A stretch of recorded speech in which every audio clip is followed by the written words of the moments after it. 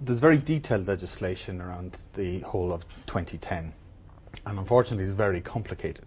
Some of this is dictated by FIFA as a condition for the award of the tournament itself, but a lot of it is I suspect self-imposed by South African government, in that there are different reliefs. There's an exemption for income tax, there's a zero rating for VAT. They apply to different organisations, so FIFA will get one set of benefits, FIFA's sponsors and designated service providers get another set of benefits.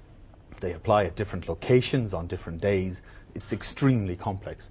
And it isn't, as has been kind of broadcast, a general exemption from tax just surrounding the tournament. Now, just honing in on some of the specifics, what tax benefits you've mentioned in a broad explanation that there are certain zero ratings and certain exemptions. Yep. Who is going to get income tax exemptions? Income tax exemptions will apply to FIFA and to all the national participating bodies. Interestingly, it doesn't apply to the teams, who are defined as including the players and the support staff and the medical staff, who have to rely on the normal tax exemptions. And apply. Zero rating?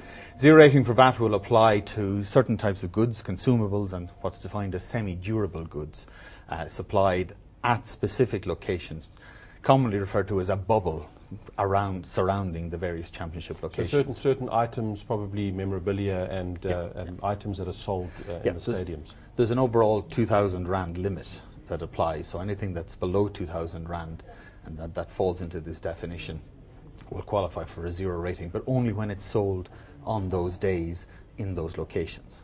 And any other tax benefits that there's a tax benefit in that there's no withholding tax or employee taxes on non-residents who come to South Africa for the purposes of the tournament. Those would be the players? Such as the player. Well, players are specifically excluded from that definition as well. There's also a relief, an import duty relief and VAT relief for goods imported, which are tended to be either given away as freebies or used as capital items in order to stage the event. Now, these all seem very unusual when you compare it to other sporting events. Indeed, they are. Some of it, as I say, is dictated by FIFA, so they're FIFA-imposed rules or obligations.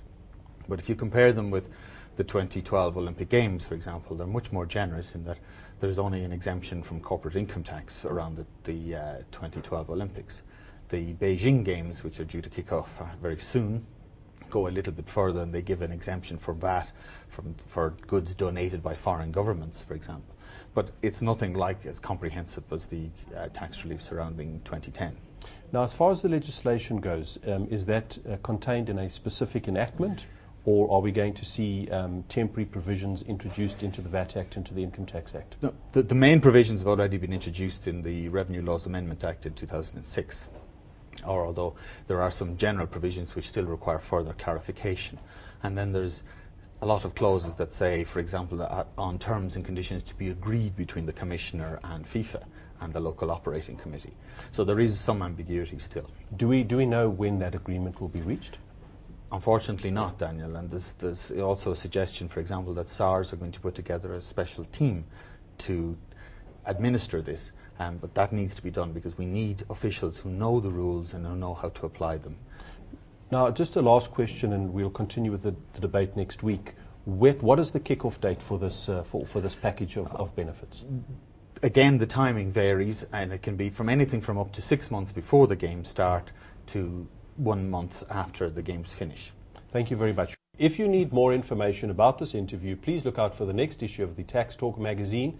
You can obtain copies by logging onto their website taxtalk.co.za, or you can reach them by telephoning 0861 829 825. Until next week, goodbye.